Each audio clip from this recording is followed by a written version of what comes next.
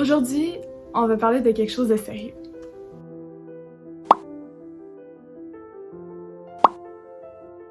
Allô tout le monde! Bienvenue sur ma chaîne YouTube. Je fais un comeback sur ma chaîne YouTube.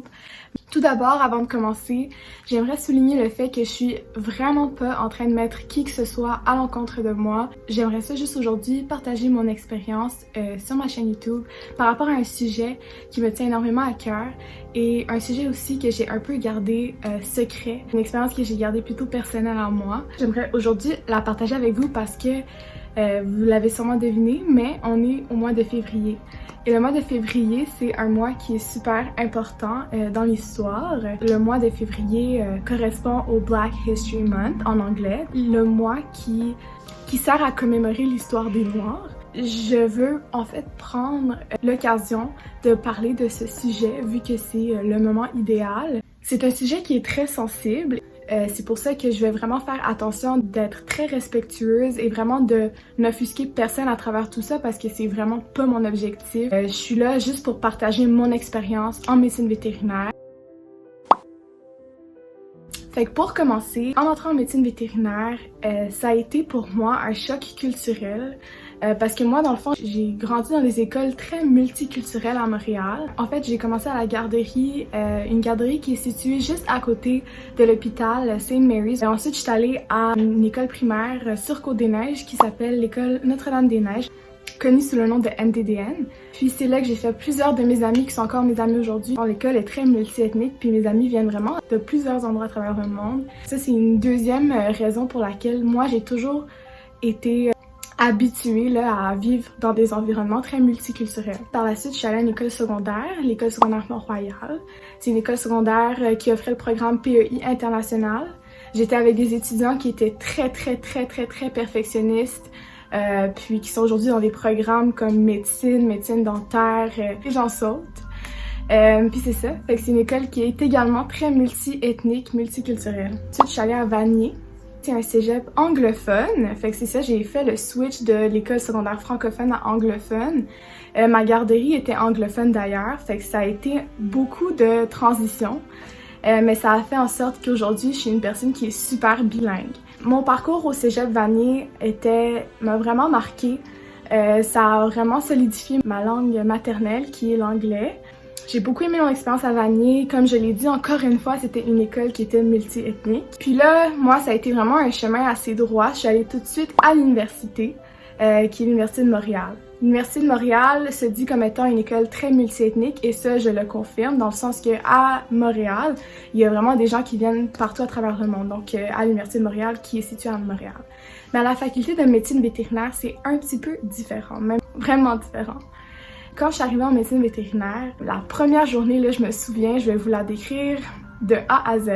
Je suis arrivée en classe. Mon premier cours en médecine vétérinaire, c'était anatomie. Je vais pas nommer le nom du professeur, mais le prof il me ressemblait un peu plus que les autres qui étaient dans la classe, fait que ça m'a vraiment rassurée d'un côté. Pour moi, comme je l'ai dit, ça a été un choc culturel une fois que je suis rentrée en médecine vétérinaire parce que j'étais pas habituée à être dans un milieu qui n'est pas multiethnique, genre j'ai juste connu de la multiethnicité. Mais je suis vraiment quelqu'un de ouverte d'esprit, prête à découvrir quoi que ce soit. Je me souviens, je suis rentrée en classe, puis je me suis assise dans la place, je regardais les gens rentrer dans la classe, j'ai regardé autour de moi, puis j'étais la seule noire, j'étais la seule personne qui me ressemblait. Puis ça a été un choc pour moi parce que j'étais juste pas habituée à ça. Mais pas parce que, tu sais, c'était dramatique puis que j'allais me tuer, là. Comme ça vraiment pas rapport avec ça. Même quand j'étais allée en Éthiopie, mon pays d'origine, pour la première fois, ça a été un choc culturel aussi, juste parce que j'étais pas habituée, par exemple, à voir comment en Éthiopie ils traitaient les animaux comparé à ici. Moi, j'étais habituée à ce que les animaux se fassent vraiment bien traités. Tu sais, c'est un reflet aussi de comment sont les personnes là-bas. C'est pas les personnes les plus fortunées là en Éthiopie. C'est pour ça aussi que les animaux sont peut-être pas autant bien traités qu'ici. Mais c'est sûr que ça a été un choc culturel pour moi parce que j'étais pas habituée à ça. Fait que si, dans le fond, ça revient à mon expérience. Quand je suis rentrée en médecine vétérinaire, ça explique pourquoi un peu j'étais choquée en quelque sorte. Je suis la 7e femme noire qui aura gradué du programme. Ça, quand j'ai appris ça, ça a quand même été un choc pour moi, mais je suis très reconnaissante de ça parce que, je veux dire, tu sais, ça aussi été une raison pour laquelle j'ai jamais voulu abandonner parce que je veux être un exemple pour de futurs étudiants noirs qui vont rentrer en médecine vétérinaire. Puis, je dois vous avouer que moi, depuis la garderie, j'ai cette passion-là pour les animaux et j'ai toujours su que je voulais faire quelque chose avec les animaux. En fait, j'ai jamais vraiment regardé les gens, de quoi avaient l'air les gens de différentes professions, ça m'importait peu. Mais c'est vrai que ça peut peut-être démoraliser des jeunes. C'est une fois que je suis rentrée en médecine vétérinaire que j'ai remis en question mon choix de carrière. Je suis quand même restée dans le programme parce que ma passion pour les animaux était elle était juste beaucoup trop importante dans ma vie. Même si ça a fait en sorte que j'avais remis en question le programme, je l'ai jamais délaissé parce que mon amour pour les animaux est tellement immense, là, je peux même pas vous expliquer. Fait que c'est ça, mon expérience en médecine vétérinaire n'a pas été, ma première expérience a pas été la plus facile, mettons. Mais c'est ça. Fait qu'aujourd'hui, je suis vraiment juste là pour souligner le fait que c'est la réalité en médecine vétérinaire, le fait qu'il y a un peu ce manque de diversité-là. Et on retrouve ce manque de diversité même aux États-Unis. Je connais pas le pourcentage par cœur, mais il y a très peu de Noirs dans le programme en médecine vétérinaire et même en médecine. Mais en médecine, c'est beaucoup mieux que nous. Dans la population, on retrouve 3% de Noirs au Québec. Et ça n'équivaut pas au pourcentage de Noirs qu'on retrouve parmi les élèves en médecine vétérinaire. En médecine vétérinaire, on retrouve environ moins que 1% de Noirs. What cannot be measured can't be managed. C'est ça que Dr. Goring a dit. Fait que c'est pour ça que je vous sors des chiffres comme le 3% versus le moins de 1%. Parce que si on n'avait pas ces chiffres-là, on n'aurait pas su à quel point il y avait une pénurie de médecins vétérinaires morts au Québec. J'ai jamais vraiment vécu de racisme direct dans ma vie. Peut-être que ça a été, indirect, que j'ai jamais vraiment pu savoir. Fait que c'est ça, c'est un peu dans cette optique-là. Et là, moi, je suis en train de souligner le fait qu'il y a pas beaucoup de Noirs, mais c'est aussi d'autres ethnies aussi. Là, je parle de ça parce qu'aujourd'hui, ce mois-ci, c'est le mois commémoratif de l'histoire des Noirs. Mais en général, il y a ce manque de diversité ethnique, c'est un fait. Et c'est un fait sur lequel on est en train de travailler et que je suis en train de travailler dessus avec plusieurs personnes. Je fais partie du comité Équité, Diversité, Inclusion de l'école. Il y a ce comité-là un peu à travers plusieurs programmes dans plusieurs universités. C'est nouveau, ça fait 1 an que ça a commencé, puis c'est un comité qui travaille corps et âme dans la réalisation de cet objectif-là, de rendre le programme plus divers pour plusieurs raisons. Fait que ça peut être pour que ça soit plus inclusif envers les différentes orientations sexuelles, les différentes ethnies. Il y a plusieurs choses que le comité est en train de faire présentement, plusieurs choses que le comité a déjà fait. Je fais partie de l'Association des personnes noires en médecine vétérinaire au Canada. Il y a un site web d'ailleurs, il s'appelle BV. Je vais mettre en lien dans la barre de description juste ici. J'ai contribué à écrire ce site web-là en collaboration avec Dr. Goring et Dr. Saint-Phar. Je sais pas pourquoi j'ai pris un accent anglophone, comme vous pouvez le voir, mon background anglophone a pris le dessus.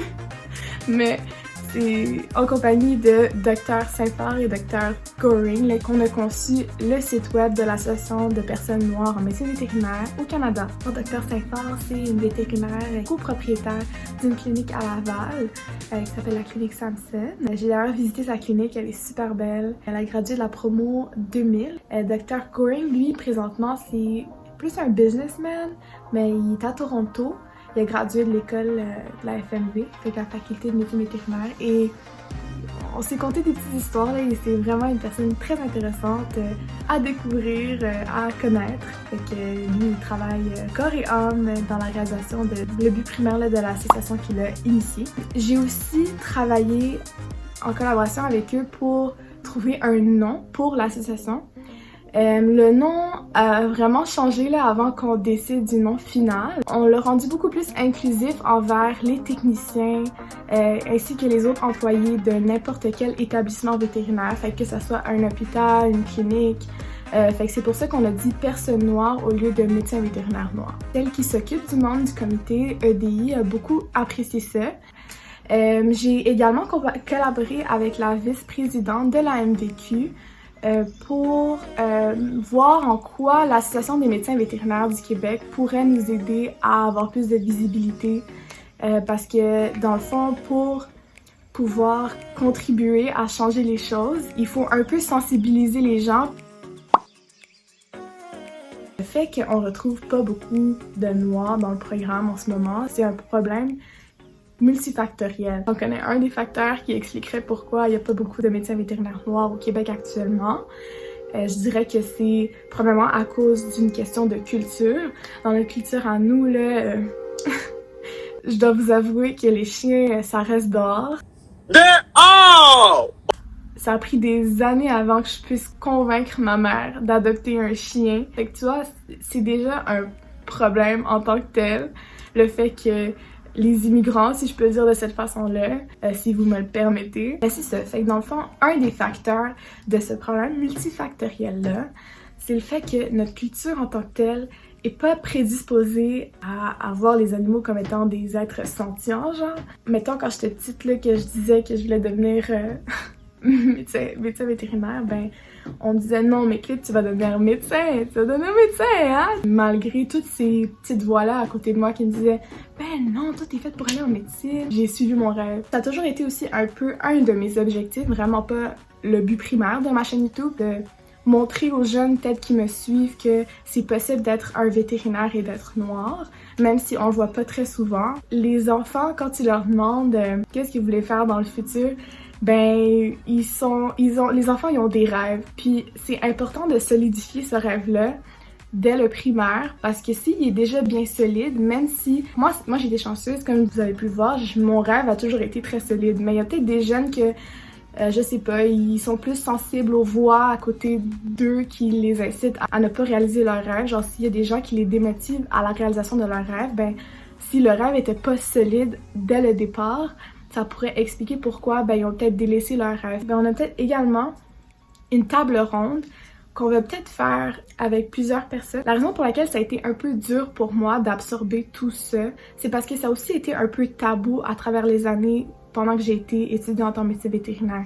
Jusqu'à temps que une vétérinaire noire, je vais pas nommer son nom parce que j'ai pas demandé son consentement, elle est venue faire une conférence sur le fait qu'elle était la seule noire de son année, fait que c'est sûr que j'allais assister pour voir, parce que c'est la première fois qu'on allait vraiment en parler. J'ai été très touchée par sa conférence. Il y a beaucoup de gens qui ne sont pas noirs ou qui ne sont pas de minorité visible, qui ont pris la parole puis qui étaient vraiment prêts à écouter puis à faire changer les choses. La diversité ethnique, ben, je pense qu'on est dû pour un changement. Je pense que c'est important que les médecins vétérinaires, la cohorte de médecine vétérinaire, soit un reflet de la population au Québec. Et c'est pour ça que le 3% versus le 1% est vraiment important, parce qu'il y a aussi le lien humain-animal qu'il faut considérer en médecine vétérinaire, et on le répète toujours dans nos cours. Avec un animal de compagnie vient un humain, et il faut aussi être prêt à bien répondre aux besoins de cet humain-là qui vient avec cet animal-là. Et pour ce faire, ben je pense que c'est important que la proportion de les différentes ethnies dans la population au Québec soit équivalente aux différentes proportions des différentes ethnies en médecine vétérinaire. Bon, pour en venir là, ça va prendre plusieurs années, c'est sûr, mais je pense que ça va pas arriver du jour au lendemain, mais c'est avec la sensibilisation qu'on va y arriver. La conférence là avec la vétérinaire noire a vraiment aidé à ce qu'on en parle pour la première fois. Puis je me souviens, il y a une élève dans la classe qui a nommé mon nom puis a demandé pourquoi est-ce que je suis la seule noire. Ben, j'ai juste apprécié le fait qu'elle m'avait nommée, parce que on dirait que c'était comme un genre de poids qui s'était soulevé de mes épaules. J'ai vraiment apprécié les messages puis que j'ai reçus aussi après ça. C'est sûr que durant la conférence, j'ai pris la parole aussi parce que je voulais un peu m'exprimer à travers tout ça puis partager le fait que j'avais des expériences similaires que la vétérinaire noire là, qui avait fait la conférence. Fait que dans le fond, on va probablement faire une autre table ronde, mais cette fois-ci, ce sera pas juste exclusivement pour les étudiants, ce sera aussi peut-être pour les médecins vétérinaires au Québec, pour justement sensibiliser les gens à cette réalité-là. Puis je pense qu'en 2021, on est prêt pour du changement, puis on est prêt pour accueillir des gens qui sont plus représentatif de la population au Québec pour mieux répondre aux besoins de la population au Québec dans le fond. Avec l'Association des personnes noires en médecine vétérinaire au Canada, on veut également aussi amasser des fonds pour plusieurs raisons, peut-être dans le futur pour pouvoir peut-être donner des bourses à des étudiants de minorités visibles, mais sûrement spécifiquement plus pour les Noirs, vu que c'est pour cette cause-là, pour justement encourager des personnes de cette communauté-là à appliquer pour le programme. Ça, ce serait par exemple un de nos plans avec les fonds qu'on va possiblement amasser par divers moyens. Mon but à travers tout ça, c'est juste de montrer que c'est une réalité en médecine vétérinaire, mais qu'on est en train de travailler pour changer les choses, pour le mieux, à mon avis. Je pense que c'est pour le mieux. En 2021, je pense on s'enligne plus vers la diversité dans les programmes à travers les universités parce que la diversité, ben, c'est quelque chose de bon. Je vois pas en ce moment, peut-être que je me trompe, mais à mon avis, c'est quelque chose de vraiment bon, la diversité. Ça fait en sorte que les gens sont plus ouverts d'esprit. En médecine vétérinaire, il y a des gens qui viennent de partout à travers le Québec, fait qu'il y a des gens qui sont peut-être pas habitués de voir des gens d'ethnies différentes, mais ça fait pas en sorte que c'est des mauvaises personnes, là. Vraiment pas. Au contraire, c'est juste que c'est des gens qui sont juste pas habitués à voir des gens de différentes ethnies. Je suis contente de savoir que j'ai plusieurs personnes qui me supportent à travers tout ça. Il y a la vice-présidente de la MVQ qui m'a donné un peu le go pour commencer à en parler. J'avais toujours eu un peu peur d'en parler vu que c'est un sujet sensible. Le comité EDI a retenu 30 dates à travers l'année, des dates qui sont importantes, qu'il faudrait comme un peu rajouter dans le calendrier. Par exemple, le mois de février comme étant le mois commémoratif de l'histoire des Noirs. Je pense que c'est bien le 11 février que c'est le jour des femmes en sciences. Dans le fond, on a un journal factuel en médecine vétérinaire, on le reçoit par courriel de l'université. Ces journées-là, ils vont faire une petite chronique par rapport à cette journée-là. Ils vont peut-être mettre des liens importants là, par rapport aux femmes en sciences, par exemple. Ils vont mettre des films par rapport à ça pour sensibiliser les gens à ce sujet-là. Le comité EDI veut aussi être plus inclusif envers les Autochtones. Mais je suis contente de savoir qu'on a le support de plusieurs personnes un peu importante là, à travers tout ça en tant qu'association pour avoir plus de visibilité. Mais aussi là, si on veut être capable d'inclure plus de personnes de différentes ethnies, ben il y a une chose qui va certainement aider, puis si on veut aussi inclure des autochtones dans le programme, attirer les autochtones, ben le programme de médecine vétérinaire a été décentralisé à Rimouski et peut-être que ça va encourager par exemple des autochtones à appliquer pour le programme, vu que c'est un peu plus proche de où est-ce qu'ils sont. Sur le site web de l'école, vous pouvez aller voir de l'information sur le comité EDI, incluant ses membres, ainsi que le diagnostic de l'EDI. Ce qu'il faut se rappeler, c'est que c'est vraiment les petites actions qui vont changer les choses. As we say in English, slowly but surely. Je suis très contente de ce qu'il y a à venir dans les prochains mois avec ce comité-là, ainsi qu'avec cette association-là, en collaboration avec plusieurs vétérinaires noirs super dévoués. Pour les prochaines vidéos à venir, j'ai une vidéo sur mes vacances d'hiver ainsi que la rentrée scolaire. Et j'ai aussi une autre vidéo à venir qui sera sur ma première expérience des exercices chirurgicaux. Ben, c'est ça. Vous allez voir comment ça s'est passé dans la vidéo. Si vous êtes intéressé à aller le voir, ça s'en vient bientôt. Fait que restez à l'affût des prochaines vidéos à venir. Mais merci d'avoir regardé. Bye!